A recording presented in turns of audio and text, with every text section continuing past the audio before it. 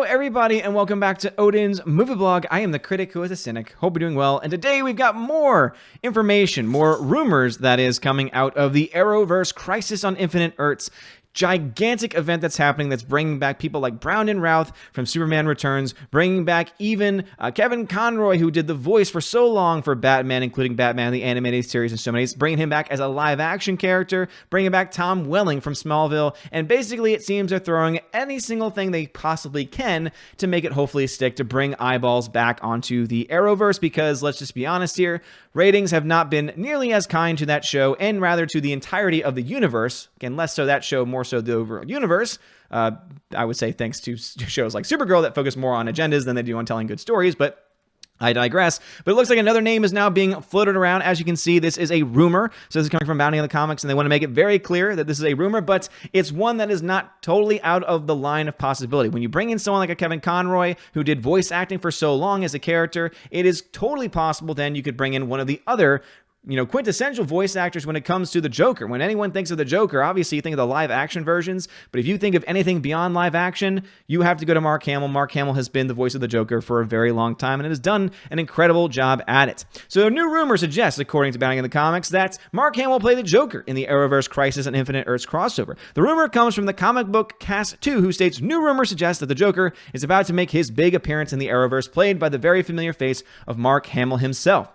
The rumor comes after it was announced that Kevin Conroy, known for voicing Batman and Bruce Wayne in Batman the Animated Series, Rocksteady's Arkham Trilogy, Batman Mask of the Phantasm, which I've always heard is an excellent film, Justice League Doom, and more, would be playing a live-action version of an older Bruce Wayne at a panel at the Television Critic Association summer event, which is freaking awesome. As I said before, there's very few things that they could actually throw into this that would actually make someone like me want to jump back into it. But if you start throwing around names like Tom Welling, because I freaking love Smallville, throwing names even like names to this event, oh my gosh, I'm losing everything. Adding in names like Kevin Conroy here, who is just someone that is a voice from my childhood, having grown up with the Batman Animated Series, it's going to make me turn my head. It's going to make me start to pay attention. If you're going to actually start to push names like Mark Hamill coming and playing a live-action version of the Joker, which is something that many people, I would argue, have been wanting to see for a long time, even in the films, that could easily be a way to be able to bank on that nostalgia to bring people back to watching it. Now, I don't know how it's going to do after these events. I don't know how, because obviously it's going to be a multi-episode series of events happening with all this chaos going on. I think it's going to do very good numbers. I think it's going to bring a lot of eyeballs on the screen. I'm actually likely going to watch it for that reason. But does that mean that I and many others are going to continue to watch it after, or going to watch all the stuff up beforehand? Probably not, because they're making it seem very clear that this is a one-off event. It makes it seem clear that, yeah, there's been a build-up to it, but because we're bringing in all of these new faces and all these new names, it most likely is going to be able to remain pretty tame, to the point where if you're coming in new, coming in fresh, you'll be able to understand what's going on. But of course, you'll appreciate it that much more if you understand the rich histories of all the other shows involved. And also, of course, you have that understanding of the nostalgia going on and having any connections to the characters that are being portrayed by these actors. So we see here from Eric Goldman, a certified person on Twitter, which we know that automatically means it's legit, says the Crisis on Infinite Earths crossover will include characters from Black Lightning, and at real Kevin Conroy will be an as older Batman. So, of course, that was something that was revealed to us earlier today. Black Lightning being brought into it. I don't really understand that as much, because I saw the first couple episodes of Black Lightning. It was extremely anti-cop, among many other issues, and so I've just gave up on it completely. With that all being said, I'm still very excited to see where they decide to go with all of this. Hamill is no stranger to the Arrowverse, because don't forget, he actually played the Trickster in CW's The Flash, and he did a great job with it, and just reminded me and so many other people as to why he is so great as the Joker, and how it would be awesome to finally see him in that live-action role. Now, some people might say, well, he's a little too old for it. That being said, I think that if anyone could pull off an older version of the Joker, having been the voice for the Joker even through his older years, I think that anyone that could do it would be Mark Hamill, and that's got me excited. Again, does this mean that I'm all on board the Arrowverse? Does this mean that, oh my gosh, I'm going to start watching CW shows again? Absolutely not.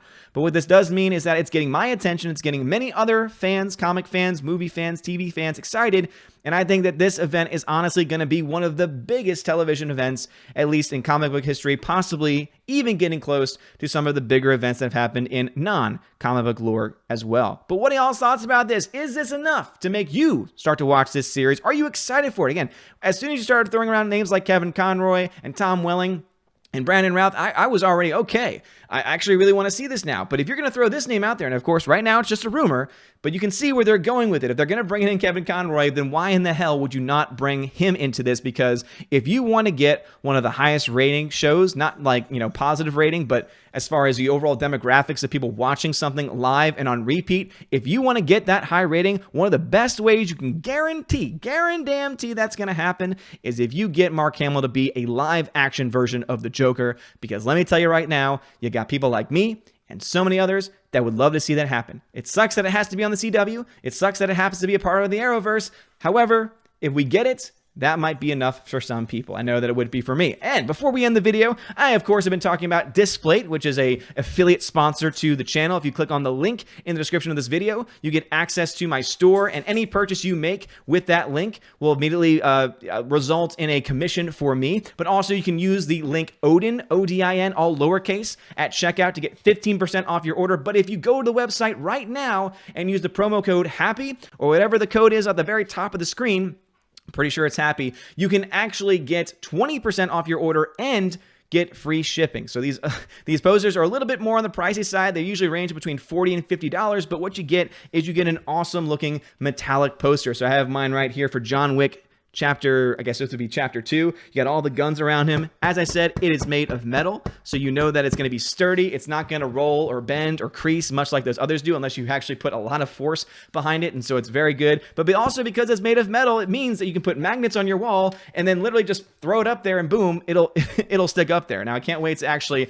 do that myself and show you guys how easy it is to be able to get these on the wall once the magnets are up there. But of course, I need to find some time to do it, so hopefully over the next week, if not possibly the weekend. But seriously, think about doing that. It helps out the channel, helps me out a lot, but also guess what? You get an awesome, badass looking poster. I mean, any John Wick fans, you want this hanging in your background. You want this hanging up on your wall because it's badass. And of course, I've got my Alita one that I've shown off several times already. And I know there's a lot of Alita fans out there that would love to be able to own something as cool as that. So again, you get 20% off if you use the promo code on the website and free shipping, but make sure you use my affiliate link because then it helps me get a little commission from it. And also too, even if after all of those promos are gone, you can use my own unique promo code that's unique to my subscribers and get 10% or either 15% off your orders as well. Again, promo code Odin, O-D-I-N. I plan to try and get some graphics up. I might even try and get some of my friends, maybe John the Flick Pick, maybe Nerdrotic, maybe anyone that has any understanding or knowledge of overall graphic design